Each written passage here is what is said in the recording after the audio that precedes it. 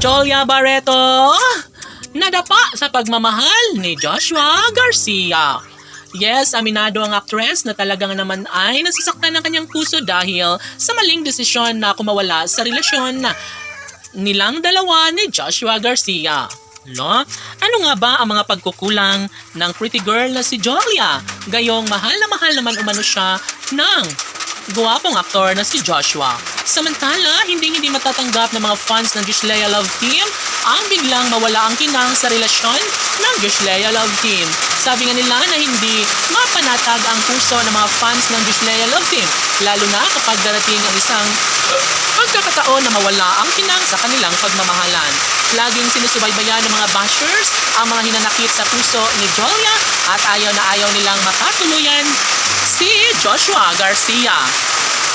OMG, lahat ay nangangarap na sana'y wag namang sumuko si Jolia Barreto dahil nararapat na sa kanya lamang makatuluyan ang gwapong aktor na si Joshua Garcia. Alaoy, syempre mananatili ang kanilang pagmamahalan at never na mawawala ng pag-asa ang taong bayan dahil sobrang bilib na bilib umano sila sa hangarin at pangako ng kanilang mga iniidolo na sila lamang ang magmamahalan habang buhay.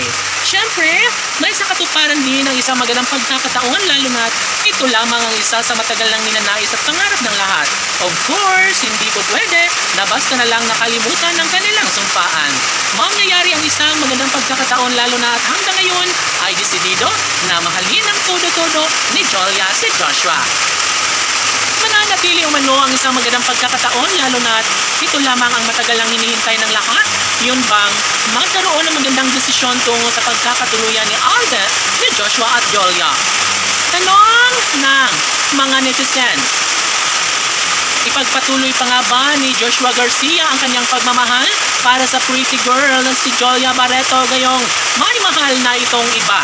Naoy, syempre mananatili ang kanilang sumpaan na kahit ano pa ang mangyayari ay mas pipiliin ni Joshua Garcia ang manatiling mahalin habang buhay ang guwapong aktor na si Joshua. Si Jolia lamang ang gustong makasama ni Joshua Garcia.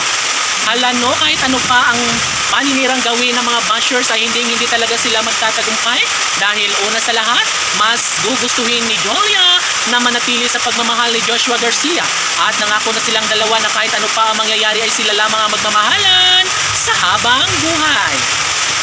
Naku po, sayang ang kanilang sumpaan kaya dapat sa mas lalong madaling panahon ay patunayan na nila kung talagang mahal nila ang isa't isa ay dapat na sa mas lalong madaling panahon ay may isang katuparan ng kanilang pag-iisang dibdib na pangarap ng taong bayan para kay Joshua at Jolia. Laban!